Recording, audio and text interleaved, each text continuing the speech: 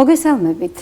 ეს ტელეკომპანია პულსია, მე ეკასანიკიძე გახლავართ და ჩვენ ვაგრძელებთ გადაცემათა ციკლს მე დიდია. მოგეხსენებათ, რომ ჩვენი ძირითადი მიზანი გახლავთ მოვიწვიოთ ძალიან საინტერესო ადამიანები ჩვენი დარგიდან, მედიცინიდან, ჯანდაცვიდან, მაგრამ ამასთანავე ვისაუბროთ ისეთ იდეებზე, რომელიც თავის დროზე განხორციელდა ძალიან დიდი სარგებლის მოტანით, რომელიც გამუდმებით ვითარდება და რომლის შემდგომი განვითარებაც ჩვენი ინტერესის სფეროში იმიტომ რჩება, რომაც ძალიან დიდი სარგებელი უნდა მოუტანონ ადამიანთა ჯანმრთელობას და ზოგადად მედიცინის განვითარებას ქვეყანაში. სწორედ ამიტომ დღეს ისეთი მნიშვნელოვანი და სამომავლოდ აღსანიშნავი საქართველოსთვის თემა შევარჩიეთ, რასაც ტრანსპლანტოლოგია ეწოდება. და სტუმრად მოვიწვიეთ ბუნებრივია ამ ასოციაციის ხელმძღვანელი, თბილისის სახელმწიფო სამედიცინო უნივერსიტეტის აფილირებული პროფესორი ბატონი გია თომაძე. გულითადად გიხლით მადლობას დაკავებულობის მიუხედავად ჩვენთან სტუმრობისათვის. საგამომშვიდობისა. საგამომშვიდობისა, მადლობა მოწვევისათვის, მივესალმები ჩვენს მსმენელებს.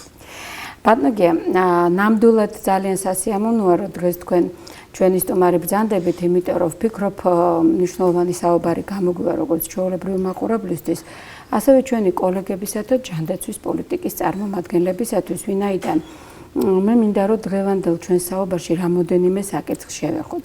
ერთის მხრივ ზოგადად განვმარტოთ მაყურებელს რა არის ტრანსპლანტოლოგია, როგორ წარმოიქმნა ის და საქართველოში როგორ გაჩნდა იდეა მისი განვითარების და შესაბამისად თქვენი საზოგადოებაც რატო და როგორ შეიქმნა და ამასთანავე ვისაუბროთ იმ გამოწვევებზე, იმ პრობლემებზე, რომელიც დღესდღეობით გვიდგას და რომელთა გადაწყვეტა მნიშვნელოვანია. ასევე მინდა რომ ხაზი გაუსვათ შემდგომში ჩვენი გადაცემის ასე ვთქვათ მეორე ნაწილში სამართლებრივ და ეთიკურ საკითხებს, იმიტომ რომ სამართლებრივი ბაზის გარეშე ამ მიმართულების განვითარება ძალიან რთულია და გარკვეულწილად დაზღვევის და ფინანსების თემებს და ბოლოს რა თქმა უნდა მინდა რომ გარკვეული ასე ვთქვათ კარიერული გზა თქვენი, საექიმო გზა როგორ გაიარეთ და როგორ მიხვედით ტრანსპლანტოლოგიამდე და რა საინტერესო რჩევები შეგიძლიათ მისცეთ დღეს ახალგაზრდებს, რომელსაც ეს დარგი აინტერესებს. აი ესე ვეცდებით დღევანდელი გადაცემის აწყობას. ეხლა კი მოკლედ თუ შეიძლება მოგვახსენეთ ტრანსპლანტოლოგიის ისტორიაზე და საქართველოში მის განვითარებაზე. ნუ იდეა ორგანოთა გადანერგვის შესახებ ძალიან ძველია. ჯერ კიდევ ჩვენ წელთაღრიცხვამდე არსებობდა მონაცემები, რომ თითქოს ხდებოდა გულის გადანერგვა, თითქოს ხდებოდა ორგანოების გადანერგვა. ჩვენს ფრანკენშტეინი ფილმი ხლბერს უნახია. ეს არის იდეა იმის შესახებ, რომ გარდაცვლილის ორგანოები შეიძლება იყოს გამოყენებული.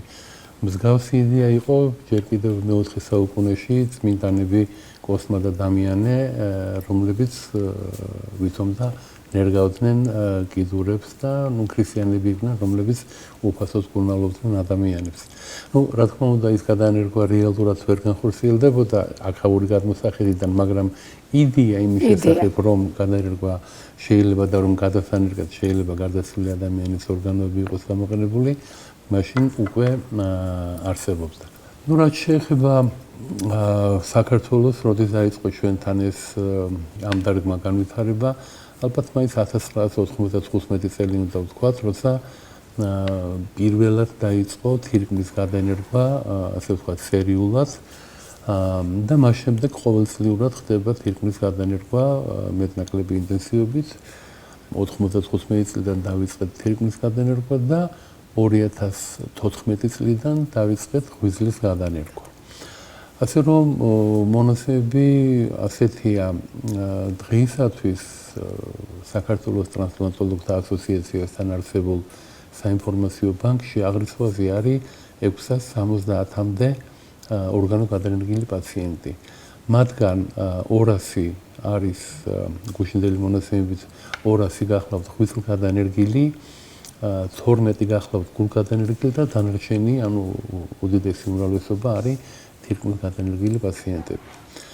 ამ გადანერგვებიდან საქართველოში ნაოპერაციები არის უმრავლესობა გარდა 16%-ისა, რომელიც გვამური თირკმლიდან არის ნაწარმოები, გვამური დონორიდან არის ნაწარმოები გადანერგვა და გულის გადანერგვა, რომელიც მომხსენებლად ბუნებრივია, გარდაცვლილი ადამიანისაგან არის ნაწარმოები.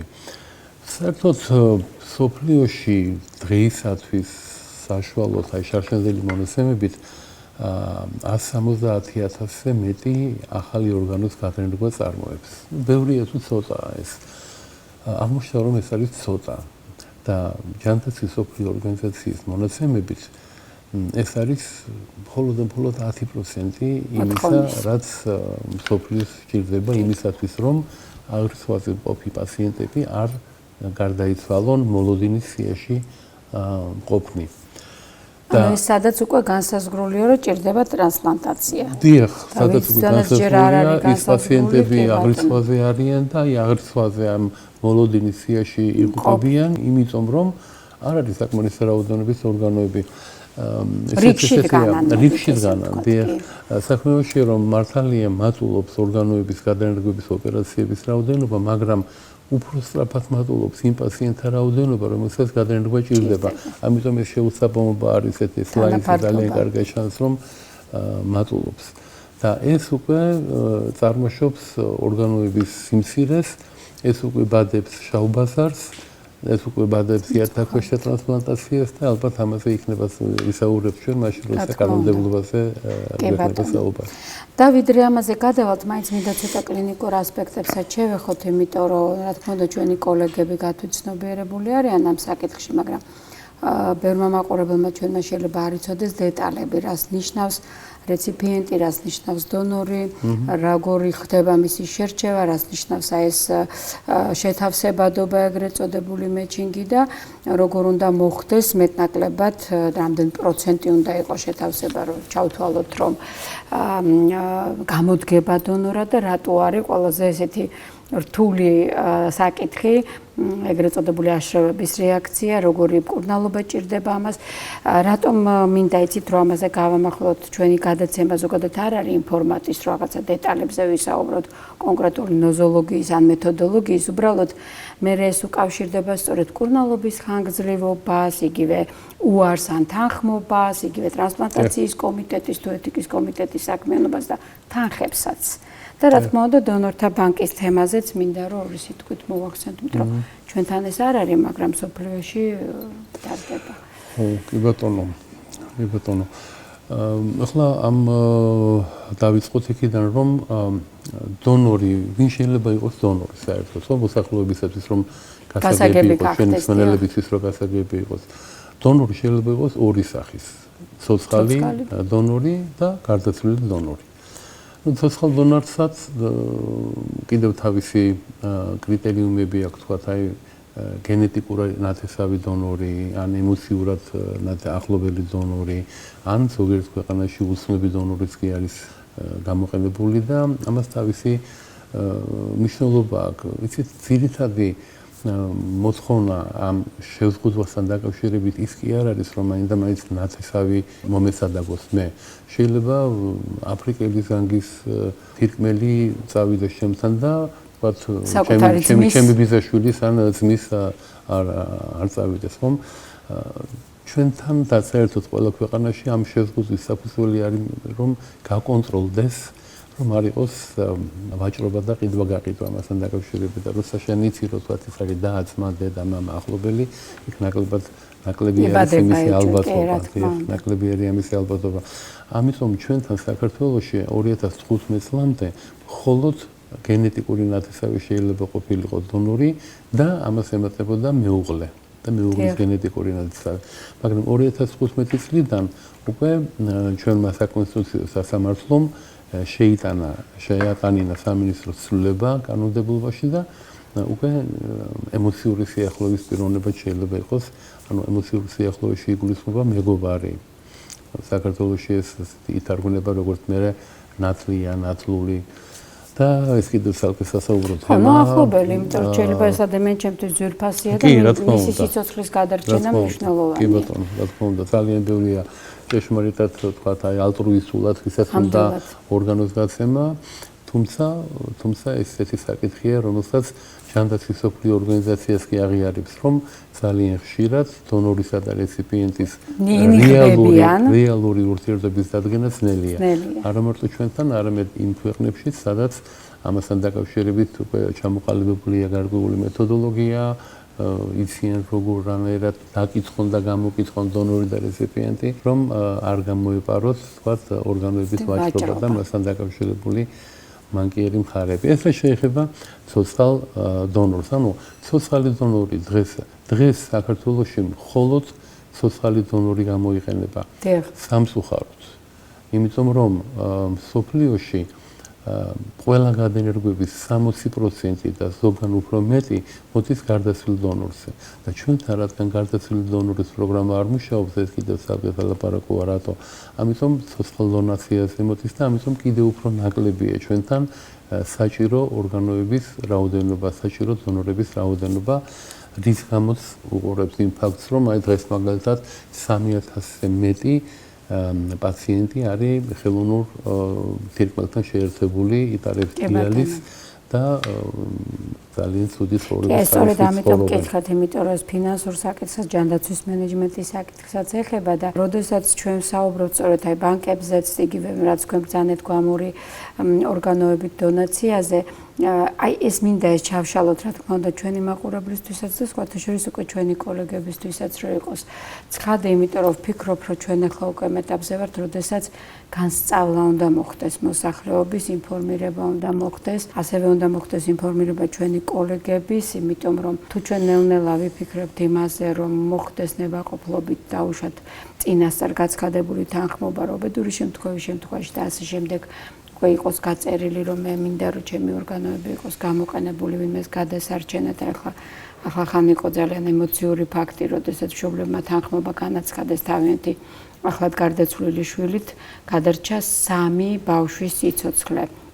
უკრაინაში იყო ესეთი და ამ ბომბების ქვეშ გაკეთდა კიევში ესეთი ოპერაცია. ეს არის უკვე იმისი ნიშანი, რომ იქ მზაობა არსებობს იმისი, რომ მე კი მაქვს ჩემი ტრაგედია, ჩემი ტკივილი, რომ ჩემი ახლობელი გარდაიცვალა, მაგრამ მაქვს უკვე იმისი მზაობაც, რომ ეს სიცოცხლე გაგრძელდეს სხვა ადამიანში და მისი გადარჩენა ერთგვარად იყოს არა მარტო რაღაც ფიზიკური ფაქტორი, არამედ ემოციური, როგორც თქვენ ბრძანეთ. ესეც მნიშვნელოვანია. ამიტომ მინდა რომ ამ მიმართულებით გავშალოთ გვამური დონაციის თემა უფრო ფართოდ და ბანკების საკითხიც აღვნიშნოთ. ორგანოთა გადაენერგვა გახლავთ მედიცინის ისეთი სპეციფიური დარგი, რომლის განვითარება არ მოხდება, თუ არ არის მოსახლეობაში დადებითი წინასწარ განწყობა. ეს არის ყველაზე მნიშვნელოვანი და თქვენ აბსოლუტურად სწორად აღნიშნეთ, რომ ძალიან მნიშვნელოვანია, რომ სწორი ინფორმაცია მიეწოდოს მოსახლეობის პერსონაჟებს და სამწუხაროდ მარტო მოსახლეობის პერსონაჟებს კი არა, ექიმებსაც, სამედიცინო პერსონალსაც ჭირდება ინფორმაციის მიწოდება იმასთან დაკავშირებით, თუ ვინ შეიძლება იყოს დონორი, რა შემთხვევაში. ახლა უკვე ძალაუნებურად უნდა მიუახლოვდეთ ჩვენ გვამური დონაციის პატარა სპეციფიკაზე საუბარს. საქმე იმაშია, რომ გარდაცვლილი ადამიანი შეიძლება ორგვარი ფორმით გამოვლინდეს, ანუ გარდაცვალება შეიძლება ორგვარი ფორმით გამოვლინდეს. ერთი არის ის სტანდარტული კლასიკური გაგება, როცა გული აღარ ცემს, სუნთქვა არ არის და ადამიანი გარდაიცვალა ათაბაბიდან, ასე არის ჩვენთვის ცნობილი, მაგრამ დღეისათვის უკვე დადგენილია, რომ თავისუფლი სიკვდილი არის უკვე ადამიანის გარდაცვალების აბსოლუტური სინონიმი. და ეს საკმაოდ ესეთი მძიმე საუბრის თემა არის გარდაცვლილის ოჯახის წევრებთან, რომ დააჯერო, რომ როგორ არის გარდაცვლილი ადამიანი, როცა გული ცემს, როცა წნევა აქვს, ხო? და ამ დროს კი ეს გული და წნევა ეს არის იმიტომ, რომ აპარატთან არის შეერთებული ადამიანი და თუ რო არა აპარატი ეს ადამიანი და მერეც მაინც ავტომატური რეჟიმის შემდეგ გაჩერდება მაინც ეს გული. ანუ თამე იმის თქვა მინდა, რომ თავისუფლი სიკვდილი ეს არის აბსოლუტური სინონიმი ადამიანის გარდაცვალებისა და ეს უნდა ის ამას ჩვენ სამედიცინო ინსტიტუტებში ვასწავლით, მაგრამ ვინც არ სწავლობს იმას შეიძლება არ ახსოვს. და მოსახლეობამაც უნდა იცოდეს. ხო, ეს ეგრეთ წოდებული ბრენდედ მდგომარეობა უნდა იყოს მათთვის აბსოლუტურად გასაგები და მისაღები. ერთი რამის არის კიდევ, რომ იმისათვის, რომ თავისუფლი სიკვდილის დიაგნოზი დაისვას, ეს არის უდიდესი პასუხისმგებლობა სამედიცინო პროფესიონალების მხრიდან, იმიტომ რომ წარმოიდგინეთ, ამაში შეცდომა ხო არანაირად არ შეიძლება. ამიტომ ეს არის ჯერესერთი ეს არის კლინიკური გასინჯვის საფუძველზე უნდა დაისვას ეს დიაგნოზი, უნდა ინახოს რომ არანაირი რეფლექსი არ არსებობს და შემდეგ ეს უნდა დადასტურდეს რომელიმე ინსტრუმენტული გამოკვლევით. ჩვენ საქართველოს კანონმდებლობით ეს არის ელექტროენცეფალოგრაფია და თავის ტვინის ეხოსკოპია, ასე ვთქვათ, რომელიც ადასტურებს, რომ თავის ტვინში არ არის სისხლის მიწოდება, არანაირი აქტივობა არ არის, არც ელექტრონული და არც ჰემოდინამიკური სისხლის მიწოდება და ეს გამოკვლევა უნდა ჩატარდეს ორი სხვადასხვა ბრიგადის მიერ, სხვადასხვა ჯგუფის მიერ 12 საათიან ინტერვალით, რომ ყველანაირად გამოირიცხოს სამედიცინო შეცდომა. ჯერჯერობით არ არის აღწერილი არც ერთი შემთხვევა მსოფლიოში, რომ სწორად ჩატარებული, მეთოდოლოგიურად სწორად ჩატარებული დიაგნოსტიკის შემთხვევაში ყოფილიყო შეცდომა. არის ერთეული შემთხვევები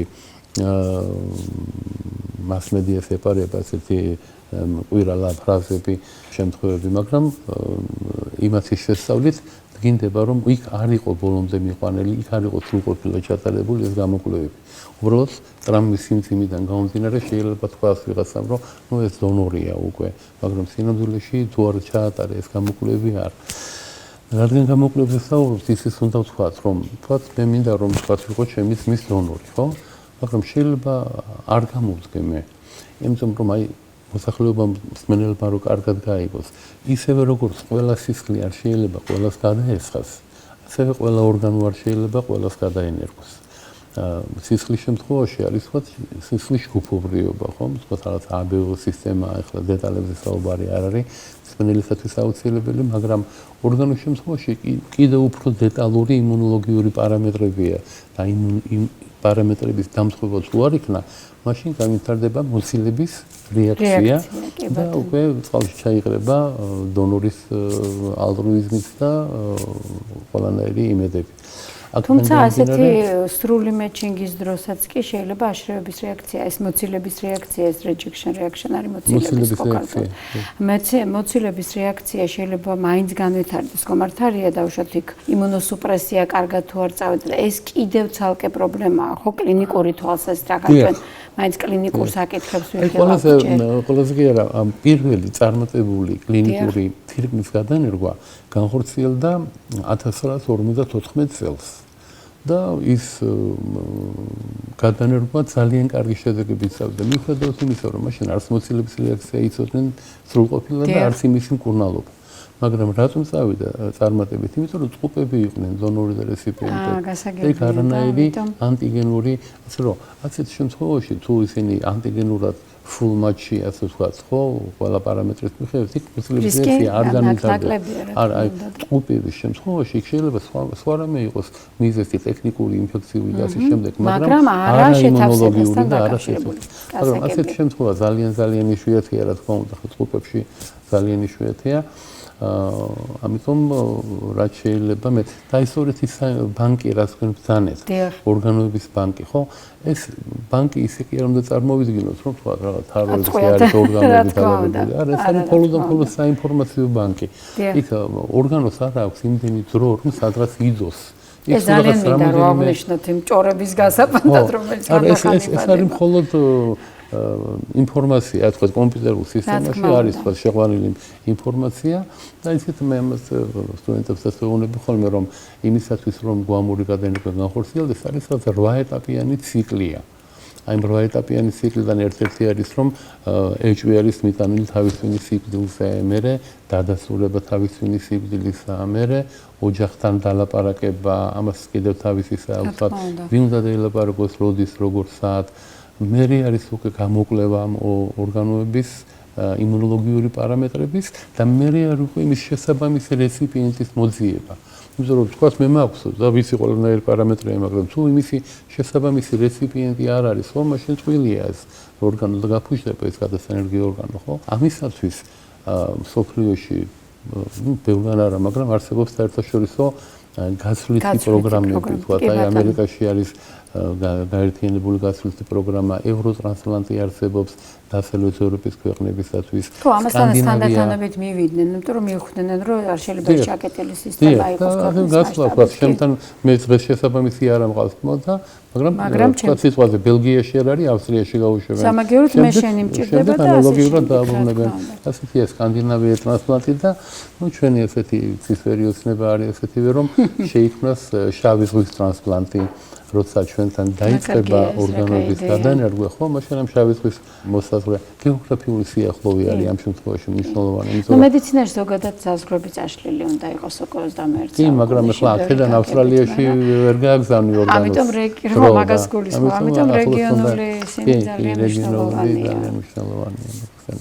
ძალიან მნიშვნელოვანია. მე ძალიან მიხარია რომ ჩვენ ამ მიმართულებით კარგად ჩავშალეთ, იმიტომ რომ სამწუხაროდ ჩვენს მაყურებელს ზოგჯერ ჯერა რაღაც მითების რომ შეიძლება იქ რაღაც მოხდეს ვიღაცამ რაღაც ამოჭრას სადღაც შეინახოს მას გულს გაპარე იმიტომ რომ ეს არაფრით არ გამოდგება და სხვათა შორის ეს იმდენად ჯეროდა მოსახლეობას რომ ზოგან მართლა ამ ჩვენ ხო ვიცით 80-იან წლებში იყო ეს ბუმი მოტაცება ბავშვების ან იქ უსახკაროების გადაცემა და ამ შემდეგ თითქოს აი ამ ორგანოთა დონაციის მხრივ რაც ბუნებრივია ამის შემდეგ საშუალო გამოჩნდეს შესახებ იყო ბევრი ინფორმაცია უსტბაზე თუ ლისის ტბაზე ვიღაცა ნახეს მისვალებული რომელსაც ირმელი ქონდა ამოცლილი თითქოს ხო ნუ ეს და აი ეს მინდა რომ ეს მითები სწორედ აი მცოდნით უგულებელყოს ჩვენ მაყურებელს ჩვენ ძალიან მომზადებული მაყურებელი ყოს მაგრამ ზოგადად ვინც ამ თემით დაინტერესდება იმიტომ რომ აი ესეთი ძალიან სერიოზული პროცესია ეს და მოდით ახლა მაშინ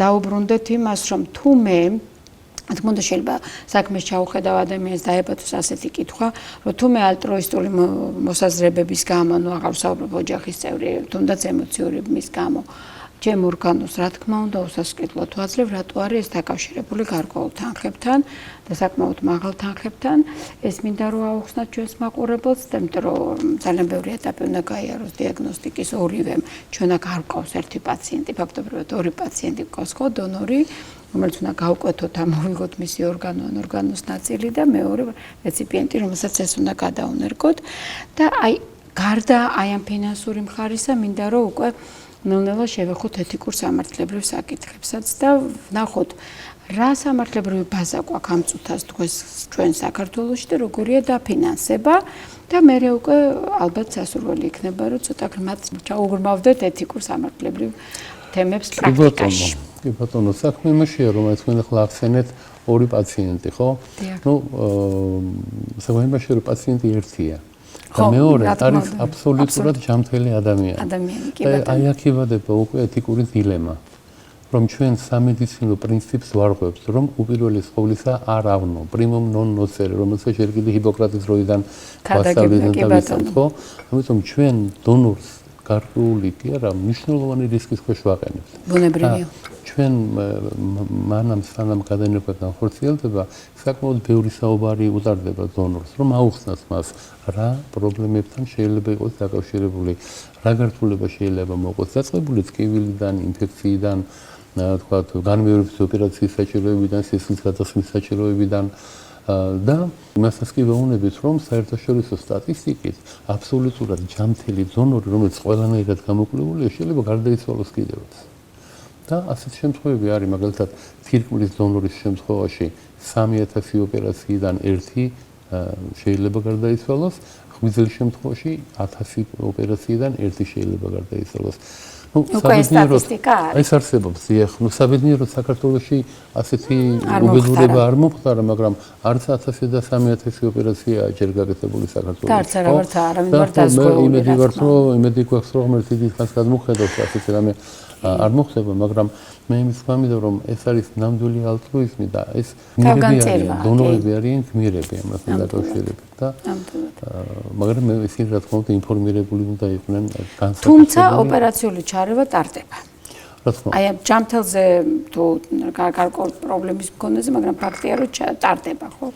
ანუ ამგვარად ის მაინც ხდება პაციენტი, რომელსაც რაღაც გარკვეული სამედიცინო მომსახურება მაინც უნდა გაეწიოს მერე, იმიტომ რომ ის დარჩენილი ორგანოთი თუ პირიქით ორგანოს გარეშე დარჩენილი და მარტო ცალი ორგანოთი გააჩნია, ღვიძლია თუ თირკმელია თუ სხვა, ეს ადამიანი უნდა შეეგუოს, ანუ რამხელა ბალანსი უნდა აღდგეს, ხო დისბალანსი მოხდა და როგორ დრო ჭირდება იმას, რომ ბალანსი აღდგეს და გააგრძელოს ღვიძლის დარჩენილმა ნაწილმა აღებათა ფუნქციის მოშორებულისა თუ დარჩენილმა თირკმელმა დაუშვათ იმ ამოჭრილი.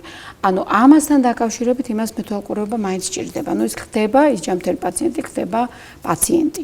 ადამიანი ხდება პაციენტი მისახედი და გარკვეულწილად და ამასაც გარკვეული თანხები ჭირდება გარდა დროისა და გარდა მენტალური თუ სულიერი თუ ფიზიკური მომზადებისა.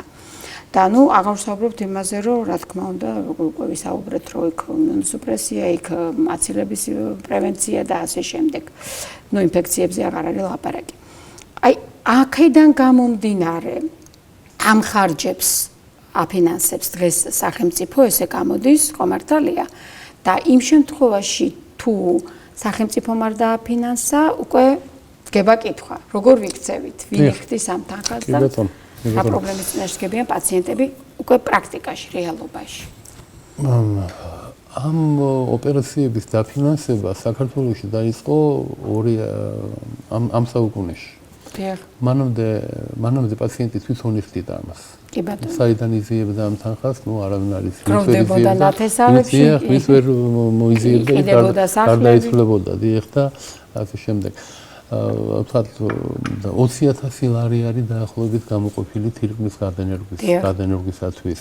ნუ საკმარისია თუ არა ეს მეორე საკითხია, იმიტომ რომ რაც თქვენ უკვე აღნიშნეთ, პოსტოპერაციული მონიტორინგი ხანგრძლივი და მთელი სიცოცხლის განმავლობაში არ არის ჯერჯერობით ჩვენი პროგრამით გათვლილი და გათვალისწინებული და მაგრამ დაანგარიშებული არის ხო თქვენ იცით დაახლოებით ეს რა კი ბატონო და ღვიძლის გადაენერგვა ხო კოლოსალური თანხა 120,000 ლარი და ეს იყო ჩემთვის ძალიან დიდი გაოცება როცა სახელმწიფო წავიდა იმაზე და ამ 120,000 მოიძია ბიუჯეტში და დღეისათვის ღვიძლი მთლიანად ფინანსდება და რაც შეეხება თქვენ ახსენეთ რომ ორგანოს ამოჭრის შემდეგ თქვა პაციენტი დაკვირვების ქვეშ უნდა იყოს დიახ დაკვირვების ქვეშ უნდა იყოს როგორც თირკმლის დონორი ისე ღვიძლის დონორი მაგრამ ნახეთ რა ხდება თირკმლის შემთხვევაში ჯერ პრინციპი ასეთია რომ დონორს როცა უნდა ამოუღო ან ერთი ორგანო ან ღვიძლის შემთხვევაში ღვიძლის ნაწილი ხო ძალიან სკრუპულოზურად უნდა იყოს გამოკვლეული რომ დარჩენილი საკმარისი არის დონორისათვის. იმიტომ რომ შეიძლება დონორს ორი თირკმელი აქვს და კლინიკურად ჯანმრთელია, მაგრამ ეს ჯანმრთელია, იმიტომ რომ ცოტას ორივეს უჭირს, მაგრამ ერთად არ უჭირს. და ერთი რო ამოიღო, ის დარჩენილი შეიძლება არ იყოს საკმარისი და თვითონ ეს დონორი გახდეს მერე სადიალიზო და ხელოვნურ თირკმელთან შესაერთებელი. ამიტომ ძალიან სკრუპულოზულად იყვნენ ჩვენი ნეფროლოგები, რომ ღვიძლთან დაკავშირებით აქ ცოტა უფრო ისეთია, ისეთ მართალია ღვიძლის ოპერაცია გაცილებით რთულია, მაგრამ ისეთ რა ხდება ამ დროს, ყველას გაუგია და მოусმენია კავკასიონზე მიჯაჭვული ამირანი, ხო? რომელსაც ღამის განმავლობაში კორტნის და მე რეგენერაცია ხდება. ხო? ანუ ნახევარ ღვიძლის ვაცლით პაციენტს, ხო? გადასანერგად და ის დარჩენილი ნახევარი უნდა იყოს აუცილებლად. მაგრამ რომ სარგანიცადოს რეგენერაცია მაინც ყოფნის ის დარჩენილი, მაგრამ რამოდენიმე თვის შემდეგ ეს იმდენად მნიშვნელოვან რეგენერაციას განიცდის, რომ ეხოსკოპია რომ გაიკეთოს პაციენტმა, თუ არ უთხრა რადიოლოგს, ხო შეიძლება ვერც მიხვდეს. იმდენად მატულობს ეს, აი ამ მხრივ ღვიძლის დონორს აქვს უპირატესობა. დიახ, ამ მხრივ ღვიძლის დონორს აქვს უპირატესობა. ძალიან საინტერესოა ეს ყველაფერი მე ვფიქრობ ჩვენი მაყურებლისთვის, იმიტომ რომ რა თქმა უნდა ეს არის დეტალები, რომელიც ცოდნაც უნდა და რახან ჩვენ ესე ვსაუბრობთ მაშინ დონორის განსწავლაზე, დონორის დაუშვათ დონორობის მნიშვნელობაზეც და ორგანოს მნიშვნელობაზეც, რომელი ორგანოს დონორი ვხდები. მაგრამ აქვე ხო არ ვისაუბროთ იმაზე, რას ნიშნავს აი ეს ჩვენი opt-in და opt-out-ი და რა შეგვიძლია ჩვენ დღევანდელი თუნდაც გადაცემით წინ წავწიოთ რაღაცნაირად ეს საქმე, იმიტომ რომ მაგალითად თუ არის პიროვნება, რომ სიამოვნებით დავრეგისტრირდებოდი, ხო, ამ ბაზაში, იმიტომ რომ ხა ღმერთმა ყველა კარგად გვამყოფოს, მაგრამ არავინ არისგან არ ვარ დაზღვეული და ბუნებრივია ძალიან კარგი იქნება, რომ თუ შენ მაინც ესე გიწერია სამწუხაროდ და ესე მოხდა, ნუ სამაგიეროდ ვიღაც სიცოცხლე გადაარჩინეთ. თუმცა არსებობენ ადამიანები, რომელსაც ეს არ უნდა. არსებობენ ადამიანები, რომელთა ოჯახის წევრები შეიძლება ჰქონდეთ. არსებობს რელიგიური გარკვეული ჯგუფები, რომელიც უბრალოდ ვერ მეტის ამაზე და მე მქონდა ძალიან სასაცილო ისტორია ამასთან დაკავშირებით, როცა ონკოლოგიური კლინიკის ხელმძღვანელად მუშაობდი, შემომივარდნენ კისტები, იმიტომ რომ დასამარხად წაიღეს მოჭრილი, ასე ვთქვათ, არტიკულაცია მოხდა, პრინციპში ამპუტაცია არ ყოფილა, მაგრამ ეგზარტიკულაცია მოხდა და ეს ამხელა ქვემო კიდური დასამარხად წაღებული, მოკლედ გავეკიდეთ კუჩი, რომ როგორმე გადაგვერჩინა და უკან მოგვეტანა, იმიტომ რომ ნუ ამ თვალსაზრისით მათთვის მნიშვნელოვანი იყო, რომ დამარხულიყო ეს ორგანო და მერე, როდესაც მოკვდებოდა პატრონი ამ ორგანოსი, ასე ვთქვათ, მე საკუთრე იმასთან ერთად უნდა დამარხულიყო. ეს იყო ძალიან საინტერესო გამოცდილება სხვათა შორის ჩემთვის, როგორც ბიოეთიკოსისთვისაც, იმიტომ რომ და სხვათა შორის როგორც ვაჟას მოყვარულისთვის, იმიტომ რომ ნუ ხა ვაჟებშავა ყველა ქართულმა ვიცით გადასარევად, მაჰკალ მარჯვენა არ მასჭერესაც ყველა ვიცით ძალიან კარგად და ჩვენ გოგონა რომ ეს იყო უბრალოდ ესეთი მტკიცებულება ყოველ შემთხვევაში ჩვენ როცა ვისწავლეთ იმისი რომ ნამდვილად კისტი მოკლა ხევსურმა, მაგრამ მე აღმოჩნდა რომ ეს იყო ღირსების შემლახავი ქმედება ფაქტობრივად ამით ცდილობდნენ ეთკინათ, იმიტომ რომ ის ვეღარ იმარხებოდა და შესაბამისად, როდესაც მართლა მოკვდებოდა ეს მეომარი, მისი მკლავი ფაქტობრივად აღარ იყო და ვეღარ გამთელდებოდა იმ სამყაროში. ეს ძალიან საინტერესო თემებია ჩემი აზრით, უბრალოდ ჩვენ ახლა ამის ჩაშლის დრო შეიძლება არ გვაქვს და არც ეს მიზანი არ გვაქვს, მაგრამ უბრალოდ მინდა რომ მაყურებელი მიხვდეს, რამდენი დეტალი ახლავს, იცით, აი რა თქვენ თქვით უკვე რამდენად ბევრს ესაუბრებით. ამიტომ ეს რომ არ მოხდეს, ალბათ ყველაზე კარგია, როცა მე თვითონ ავტონომიის პრინციპის ფარგლებში ვწერ წინასწარ გაცხადებულ თანხმობას. და ეგ მინდა რომ უცებ აუხსნათ ახლა თქვენ ეს ოპტინი და ოპტაუტი ასე. და გადავთ კანონმდებლობაზეც. და უკვე გადავდივართ კანონმდებლობაზე, დიახ. მსოფლიოში სადაც წარმოების გადაენერგვა, ყველგან არის კანონმდებლობა. დიახ. ეს კანონმდებლობა არის ორი ძირითადი ჯგუფის. თქვენ ახლა ლათინურად ვსანეთ opt-in და opt-out-ზე. ქართულად ამას ქვია ინფორმირებული თანხმობის პრინციპზე დაფუძნებული და ნაგულისხმები თანხმობის პრინციპზე. ანუ ინფორმირებული და ნაგულისხმები. ინფორმირებული ნიშნავს, რომ ადამიანმა სიცოცხლეში უნდა განაცხადოს თანხმობა, რომ ჩემი გარდაცვალების შემდეგ მე თანახმავარ, ჩემი ორგანოები იყვნენ გამოყენებული, ხო? და ან თუ ასე არა გაცხადებული გარდაცვალების შემდეგ მისი ოჯახის წევრმა უნდა განაცხადოს თანხმობა. ანუ ყველა შემთხვევაში უნდა იყოს თანხმობა. ინფორმირებული თანხმობა. ხოლო მეორე შემთხვევაში, სადაც არის ნაგულისხმები, კანონმდებლობით იმ ქვეყნის ყველა მოქალაქე ითვლება დონორად გარდაცვალების შემდეგ, თუ მას საწინააღმდეგო არა გაცხადებული სიცოცხლეში. ანუ ვთქვათ, მე თუ არ მინდა რომ ვიყო დონორი, მე განვაცხადებ, რომ არ მინდა რომ ვიყო ჩემი დონორი. ხო, ეს რელიგიური მომენტი, იმიტომ ვაქცინე ხო. აი ჩვენთან ანუ იმას შეუძლია დაწეროს წინასწარ უარი. დიახ, დიახ. ჩვენ გვაქვს ასეთი ბევრმა არც იცის სამწუხაროდ მიუხედავად იმისა, რომ ასე ვთქვათ, როცა მაქვს საშუალება მასმედიის საშუალებით ამ ინფორმაციას ვავრცელებ, მაგრამ როგორც ჩანს არ არის საკმარისი, არ არის საკმარისი ის ინტენსივობა, რაც მე გამოდივარ ხოლმე და რომ ჩვენთან არსებობს რეგისტრატურა სპეციალური, სადაც შეგიძლია თითოეულ ადამიანს შეუძლია დააფიქსიროს თავისი სურვილი, რომ მე მინდა ვიყო დონორი. რომ ბაზაში ვიყო. შეგიძლია დააფიქსიროს, რომ მე არ მინდა ვიყო დონორი. ან კიდევ შეგიძლია შესვალოს კიდევ თქვენი გადაწყვეტილება დღეს თუ დააფიქსირეთ, მინდა ორკვირა შეგიძლიათ დააფიქსიროთ, თუ თქვენ არ გინდათ რომ იყოთ დონორი. არის ესეთი რადგან ეს კომერციული სტრუქტურა არ არის, ამიტომ ვიწვი და რეკლამად არ შეიცვლება transplantation.g ხო? მარტივი ის არის. არა, ჩვენი მიზანი ზუსტად ეს იყო. ნებისმიერ შეუძლია შევიდეს ამ მსმენელს აკუყოფს თქვენს შორის. შეგიძლიათ შევზანდეთ დღესვე, წაიკითხავთ იქ რა არის დონორი, რა ნიშნავს რა პირობებია და თქვენ თვითონ იქ შეგიძლიათ დააფიქსიროთ თქვენი სურვილი, მაგრამ მინდა თუ არ მინდა იმისათვის რომ ბარათი მიიღოთ, ერთხელ მაინც უნდა მიხვიდეთ საინფორმაციო ბანკში. მიბრძანდებით, იქ დაგახვედრებენ დონორის ბარათს, აწერია თქვენი სახელი, გვარი და თარიღი თქვა, მეტი არაფერი. ეს ძალიან მნიშვნელოვანი ამის ცოდნა მე ვფიქრობ, იმიტომ რომ რაც შეიძლება სურდეს და არ იცოდეს. დიახ, ისიც რა ეს არსებობს ჩვენთან რამდენი ხანია უკვე ალბათ 10 წელიწადზე მეტია.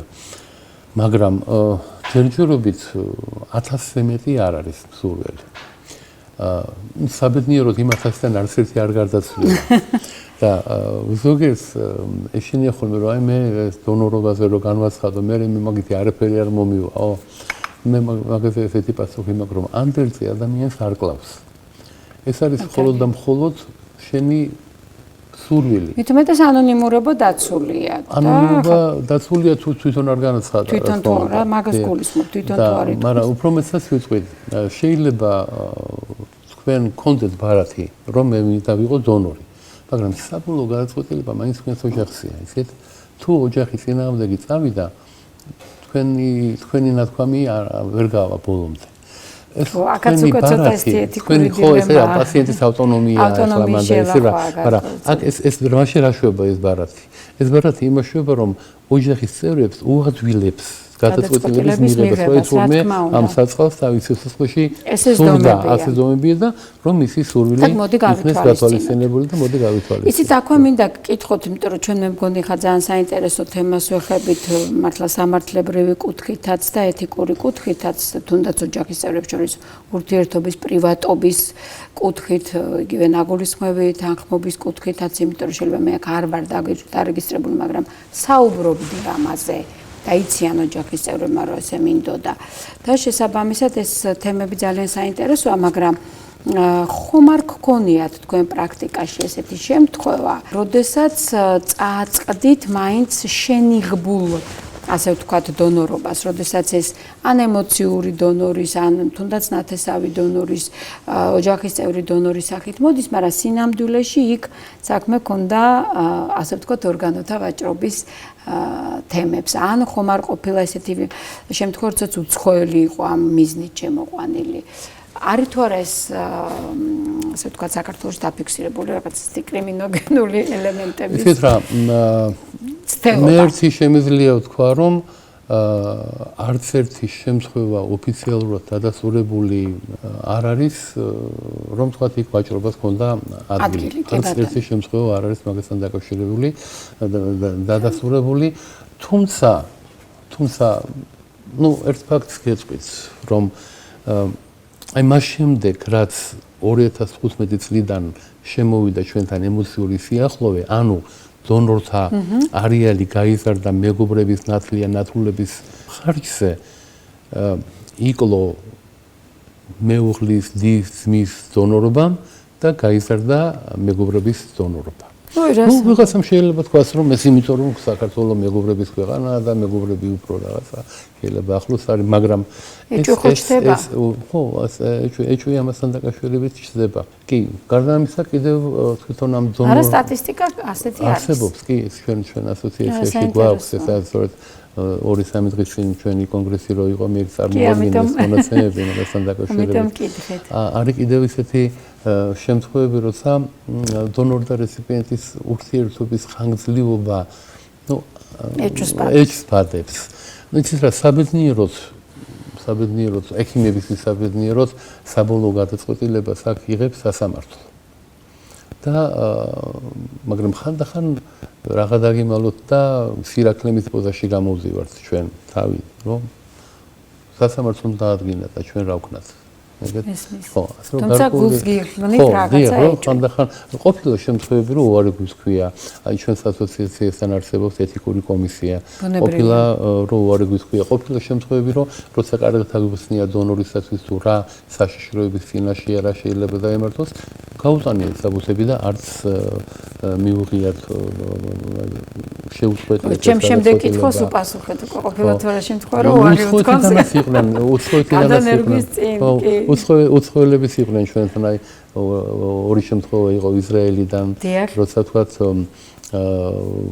ნათესავები ანუ ჩამოვიდა დონაციისთვის. და ერთი წელი ინდოეთიდან იყო და სამივე შემთხვევაში მათი мотиваცია იყო ის, რომ საქართველოში უფრო იაფია ორგანოების გადანერგვა და კარგი შედეგები აქვს და ეს მართლაც ახლა საამაყოა ჩვენთვის, მაგრამ ჩვენ ვალდებული ვართ რომ ასე შემთხვევაში ეს გადაამოწმოთ და როცა გადაამოწმე აღმოჩნდა რომ ერთ ქვეყანაში და მეორეში საერთოდ უფასოა სახელმწიფო ფარავს ამას.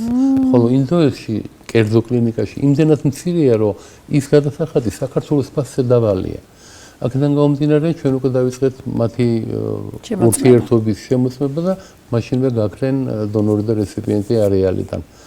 ასე რომ დიახ ეს რა თქმა უნდა არის და ეს ძალიან საინტერესოა, იმიტომ რომ გამოდის რომ თქვენ ძალიან ყურადღებით ასე ვთქვათ ლუპის ქვეშ ატარებთ ამას ყველაფერს და მინიმუმამდე ცდილობთ დაიყვანოთ მსგავსი შემთხვევები. ტრაფიკინგია ეს. ეს არის ორგანოთა ტრაფიკინგი, რომელიც გატანებულია ადამიანის ტრაფიკინგთან. მაგრამ ეს ასე ამას ქვია ტრაფიკინგი, რა თქმა უნდა, იმიტომ კითხეთ მე წეგან რომ უცხო ქვეყნიდან ხო არ ყოლია მოქალაქე ესეთი ბარათია როგორც მე მივხვდი. აი ეს არის ბარათი, რომელიც ეს არის დონორის ბარათი.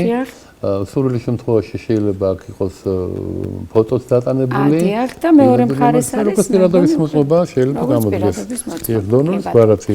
მაქვს სურვილი შეუნარჩუნო სიცოცხლე ადამიანს უანგაროთ. ძალიან გასაგება წერია ყველაფერი. და კიდევ წერია ტრანსპლანტოლოგთა საერთაშორისო ორგანიზაციის დევიზი, რომ ნუ წაიღებთ თქვენს ორგანოებს საიქიოში, საიქიომ იცის, რომ ჩვენ ისინი გვჭირდება აქ. ძალიან კარგია, იმიტომ რომ ზუსტად ეს იყო ის ასე ვთქვათ მიზეზი, რის გამოც შეიძლებოდა ზოგიერთ როგორც გითხარით ზოგიერთი წმენის თუ რელიგიის წარმომადგენელს ქონოდა ხო რაღაც გარკვეული, თუმცა შესწავლილია ეს საკითხიც მინდა უთხრამეც მაყურებელს როგორც ბიოეთიკოსმა, რომ ნამდვილად შესწავლილია სხვადასხვა რელიგიის მიხედვით და აი ეს იმ შემთხვევების არ იყოს, რომელიც დავუშვათ ჩვენი არცოდნის გამო ერთიოჯერ მოხდა, რომ იქ საერთოდ არ იყო ტრანსპლანტაციას საუბარი, მაგრამ ამით გავიგეთ, რომ არის გარკვეული ჯგუფები, რომელიც წინააღმდეგია, რა თქმა უნდა, რომ ისი ორგანო ვინმესთან გადავიდეს ის რეინკარნაციას ვინც გადაგებს, მაგრამ უმრავლესობა რელიგიისა, სხვათა შორის რელიგიებისა ამას ქველმოქმედებად მიიჩნევს, ალტრუიზმად მიიჩნევს, კეთილსაქმედ მიიჩნევს, აკეთე-სიკეთე აი ამ პრინციპის განხორციელებას მიიჩნევს და მე ძალიან მიხარია, რომ ფაქტობრივად ამაში მთელ მსოფლიოში გვაქვს, ასე ვთქვათ, ერთგვარი შეთანხმება, რომ თუ შენ შეგიძლია სიცოცხლე გადაარჩინო, ისინი ამას აკეთებენ. იოვის მოსმეები, რომლებიც სისხლის გადასხმისგან თავს იკავებენ, ორგანოს გადანერგვაზე თანახმადნი. კი ბატონო, ამიტომ ვამბობ ზუსტად, რომ ეს აკეთე-სიკეთე და ქველმოქმედება და გადაარჩინეს სხვა, ეს უფრო, ასე ვთქვათ, მისაღებია რელიგიათა უმრავლესობისათვის და ვიდრე ჩვენ დავასრულებთ ჩვენ საუბარს, ძალიან საინტერესო და ვფიქრობ გასაგებად და ლაკონურად მოვხაზეთ, რაც თავარია ეს ძალიან რთული თემა. მინდა რომ აი ორი სიტყვით მაინც დასკვნასავით გავაკეთოთ და მე მესამე ნაწილზე გადავიდეთ. ეს გახლავთ ჩვენი კანონმდებლობა. უბრალოდ რომ განვმარტოთ, ერთი ეს არის უბრალოდ თქვენ მიერ გაკეთებული, ეს არ არის სახელმწიფო, ასე ვთქვათ, ოფიციალური სარეგისტრაციო ბაზა, მაგრამ ლეგალურია იმ თვალსაზრისით, რომ ინფორმირებული თანხმობის, ასე ვთქვათ, ალტერნატივაა. და მეორე, ჩვენ მაინც ვითვლებით ინფორმირებულ თანხმობაზე დაფუძნებული, ასე ვთქვათ, კანონმდებლობის მქონე ქვეყნად ეს რომ იცოდნენ. არის თუ არა მნიშვნელოვანი, რომ გადავიდეთ ნაგულისხმებ თანხმობაზე, ეს მინდა რომ აღვნიშნოთ, იმიტომ რომ ამ შემთხვევაში მეტი ორგანო გვექნება და განვითარდება ტრანსპლანტაცია როგორც დარგი, მეტად. ხომართალი? ძალიან კარგი შეკითხვაა და ეს შეკითხვა ხშირად ისმის ხოლმე პროფესიონალებს შორის. მე გახლავართ ევროსაბჭოსთან არსებული ტრანსპლანტაციის ექსპერტთა კომიტეტის წევრი, სადაც ევროპის ყველა წევრი წარმომადგენლები არიან. მე ხშირად ისმის ხოლმე ეს საკითხი და მე მახსოვს ერთი გამოსვლა და ის გამოსვლა მაქვს ევროპაში ყველაზე უფრო მეტად ეს დარგი განვითარებულია ესპანეთში. მილიონ მოსახლეზე გადაანგარიშებით იქ არის ყველაზე უფრო მეტი გადანერგვები. ყველა ორგანოსი თითქმის და მათი წარმომადგენლის თქმით არ აქვს მნიშვნელობა ინფორმირებულია თანხმობა თუ ნაგულისხმები. მთავარია რომ ორგანიზაცია იყოს სწორად, ინფრასტრუქტურა იყოს სწორად განვითარებული და აი ამ ინფრასტრუქტურით გადავდივართ უკვე ჩვენ ასე ვთქვათ, როგორც ვთქვათ, ალევერსკი არა მოწოდებას ჯანდაცვის სამინისტროს მიმართულებით. და დონორთა ნაკლებობა არ არის იქ. ხო იმდენად. დონორთა ნაკლებობა მსოფლიოში ყველგან არის. არა, მესმის, მაგრამ სტრუქტურა აწყობილია, ეს პრობლემაც გვარდება. აი თქვა მილიონ მოსახლეზე გადაანგარიშებით საქართველოში თუ 15 ადამიანია, თუ მილიონზე გადაანგარიშებით, იქ არის 85. ხო, აი რამხელა ეს არის. ამას ეს არის ორი მიზეზის გამო. პირველი რომ ინფრასტრუქტურა არის სწორი და ფუნქციონირებს და მეორე ის რომ გვამური დონაცია მუშაობს. გვამური დონაცია, ანუ ეს უფრო მნიშვნელოვანია ვიდრე კი ბატონო თანხმობის ფორმა. და მე მინდა ორი სიტყვით ასევე ვთქვათ მომავალი რა არის ტრანსპლანტოლოგიის, იმიტომ რომ მაინც ყოველთვის დარჩება როგორც თქვენ თვითონ ბრძანეთ და როგორც ცნობილია ბოლო მონაცემებით რომ შეფარდება რა თქმა უნდა მოთხოვნილებასა და მიწოდებას შორის ყოველთვის იქნება პრობლემა და რა ალტერნატიულ გზებს ხედავს დღეს მეცნიერება იმისთვის რომ შექმნას გენური ინჟინერიის გამოყენებით თუ სხვა მეთოდებით, კლონირებით დაუშვათ უჯრედების, ქსოვილების, ორგანოების, ახალი ორგანოები და ასე ვთქვათ ავტოტრანსპლანტაცია, ქსენოტრანსპლანტაცია განვითარდეს უფრო და ამ შემთხვევაში კი ბატონო, რა თქმა უნდა ეს მომავლის ხედვა აუცილებელია. ამ მხრივ იმედი არის რამოდენიმე მიმართულებით. ერთი თუ ვისაუბროთ ორგანულ გადანერგვაზე, ერთ-ერთი ალტერნატივა არის უჯრედული გადანერგვა. აი თქვა შაქრიანი დიაბეტის შემთხვევაში ნაცვლად ორგანოს გადანერგვისა, რომ გამოყენებული იქნეს ლანგერჰანსის კუნძულების გადანერგვა, რომელიც არის გაცილებით ნაკლებად ინვაზიური, ნაკლებად ტრამული, მაგრამ იმას თავისი პრობლემები აქვს და მაგრამ ისიც საიმედო განვითარების გზაზე დგას. ხოლო ორგანულ გადანერგვასთან დაკავშირებით კლონირება რაც თქვენ ახსენეთ, ძალიან კარგია, თუმცა ბევრ ქვეყანაში მორატორიუმია, იმიტომ რომ ეშინიათ იქ ადამიანის კლონირებაზე არ გადავიდეს ეს, თუმცა ორგანოთა კლონირება წარმოებს, მაგრამ ეს ორგანოები არის პატარები ძალიან და ძირითადად გამოიყენება ფარმაკოლოგიაში მედიკამენტების გვერდითი მოვლენების შესასწავლად. კი ბატონო. და უფრო რეალური დიდ ორგანოებთან დაკავშირებით ეს არის ქსენოტრანსპლანტაცია. ანუ ერთი სახეობიდან მეორე სახეობაზე გადანერგვა. მაგალითად, ხორიდან ადამიანზე გადანერგვა. ახლა პირიქით არ ხდება ადამიანისას ვარ გადანერგვა. და ამასთან დაკავშირებით ძალიან საინტერესო ნაბიჯები იქნა გადადგმული ამ 21 საუკუნეში. 2020 წელს მოხდა რომ პირველად შეიქმნა გენმოდიფიცირებული ხორი. გენმოდიფიცირებული ნიშნავს, რომ მის გენომში 10 გენი შეიცვალა. 4 გენი ამოიღეს, 6 გენი დაამატეს და ეს არიან ის გენები, რომლებიც მოცილების რეაქციას უშლიან ხელს. და ამ იმედით სახეობათა შორის ერთი არის სახეობათა შორისი განსხვავება და მეორე საერთოდ ადამიანის შორისაც არის ეს პრობლემა. ანუ ამ შემთხვევაში არ უნდა განვითარებულიყო. აქედან გამომდინარე და პირველად ეს გენმოდიფიცირებული ორგანო გამოყენებული იქნა თირკმლის გადანერგვის მიზნით, მე 2021 წელში პირველი გული გადაინერგა, 2022-ში მეორე გული გადაინერგა.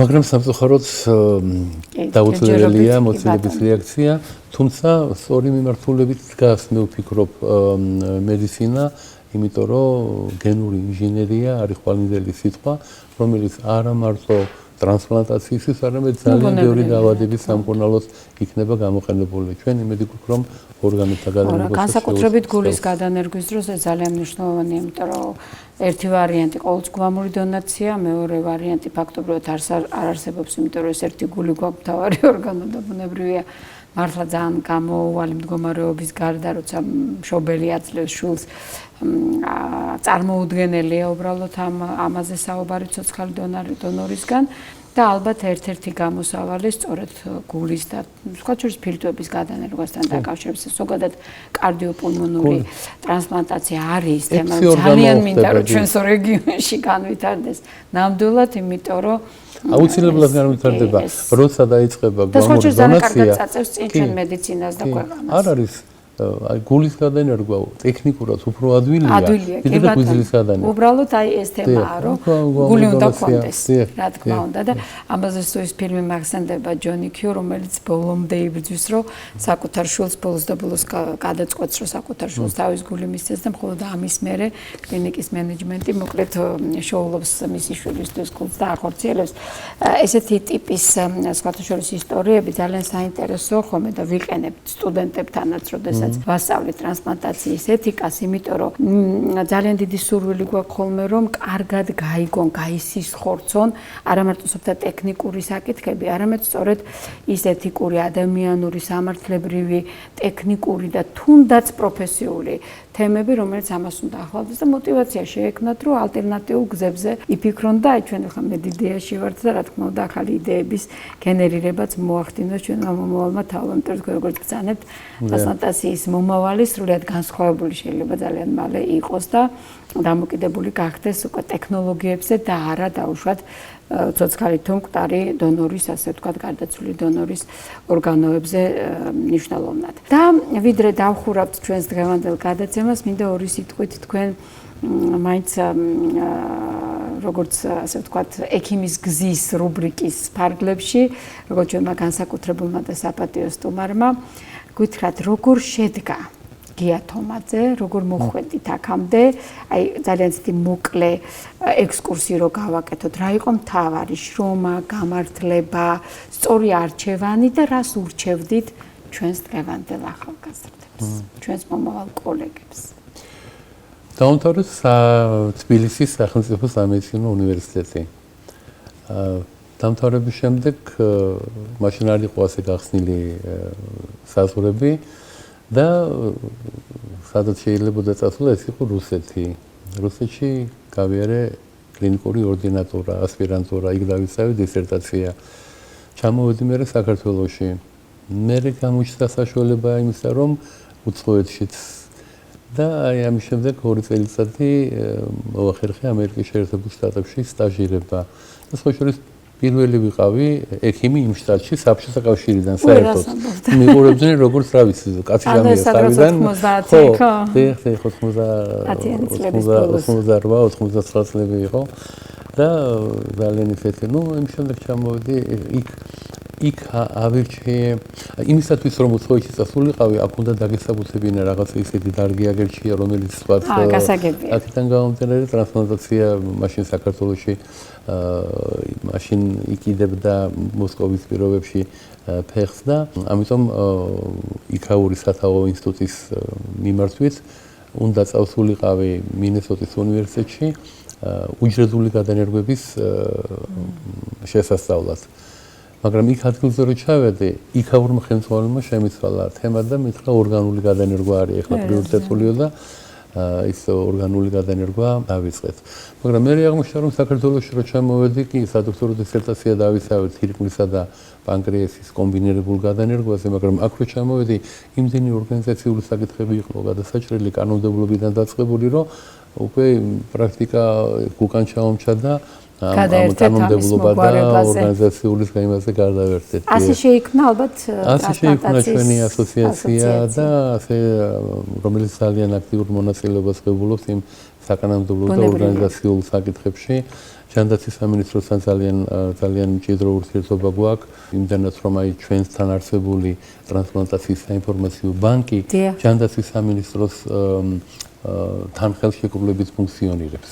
ასე რომ ეს საინფორმაციო ბანკი ლეგალურია, ოფიციალურია, სახელმწიფოა, დიახ, ანუ ეს სახელმწიფოს მიერ შექმნილი არ არის, მაგრამ მასთან კოლაბორაცია. ჩვენ მანამდე დავაარსეთ სანამ სახელმწიფო. მაგრამ ყოველ შემთხვევაში მათთან ერთად. ნუ ზოგადი ქირურგი ვარ და 70 წლის გავხდები მალე და აყოფილი ვარ გავლედი გზით, იმიტომ რომ ძალიან საინტერესო პერიოდში გავიარე ეს ყველაფერი ერთ-ერთი ქვეყნის წარმომადგენლის ნათქვამია, რომ საინტერესო პერიოდში მოგიწიოსო შემსწორება, ცოდი გაგებით იყო ნათქვამი, მაგრამ ნუ რა პრობლემებიც არის ყველა ხედავს ამას. მე მინდა მოვუწოდო თქვა ყველას ახალგაზრდას, ვინც არის ექიმია თუ არა ექიმია, რომ თუ მიზანს დაისახავს და თუ იქნები ერთგული ამ იდეისა, ძალიან ბევრი რამის შესრულება შეიძლება ყოველგვარი, ასე ვთქვათ, ჩაწყობისა და პროტექციის გარეშე, მხოლოდ შენი მონდომებისა და ძალის საფუძველს.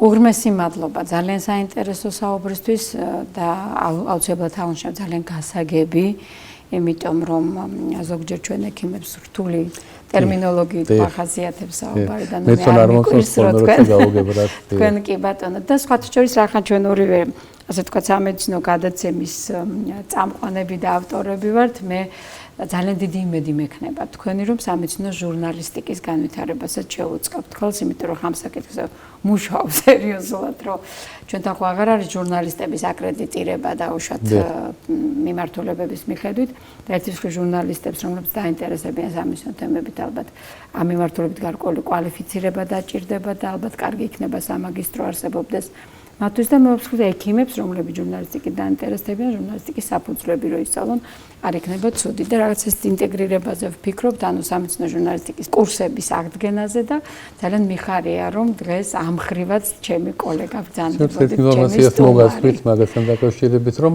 გრიგოლ რუბაქიძის უნივერსიტეტს აქვს სამედიცინო სამართლის ჟურნალი კი ბატონო და სხვათა შორის ჩვენ ამას წინ გავიცანით იქ ერთ-ერთი ახალგაზრდა ჟურნალისტი ალბათ რომ სამედიცინო მიმართულებით და გოყოლებას სტუმროთ უკვე შევთანხმდით და ვისაუბრეთ მასთანაც ამ თემაზე და მიხარია რომ თქვენც გაუსვით ამას ხაზი. სამწუხაროდ გარკვეული ლიმიტი აქვს ჩვენი დროითი ლიმიტი ჩვენს გადაცემას და დღეს ამით უნდა დავასრულოთ, თუმცა იმედს ვიტოვებ რომ როგორც კი იქნება გარკვეული სიახლეები, როგორც პრაქტიკულ ტრანსპლანტოლოგიაში, ასევე სამეცნიერო ძალიან მინდა რომ ამ მიმართულებითაც, კვლევითი მიმართულებითაც ჩვენ გქონდეს ტრანსპლანტოლოგიაში საინტერესო ნაშრომები ჩვენს ახალგაზრდებს და ბუნებრივია საკანონმდებლო თვალსაზრისით ისევ გელით, დიდი პატივისცემით, სიყვარულით და საუკეთესო სურვილებით. ჩვენს მაყურებელს კი ვუსურვებ გქონდეს რაც შეიძლება მეტი ინფორმაცია ჩვენს დარგში მიმდინარე ცვლილებებისა და სიახლეების შესახებ, რაც თავარია მართებული. მითები არა, ჯობს რეალობა. გისურვებთ ჭამთელობას. გემშვიდობებით მომავალ შეხვედრას.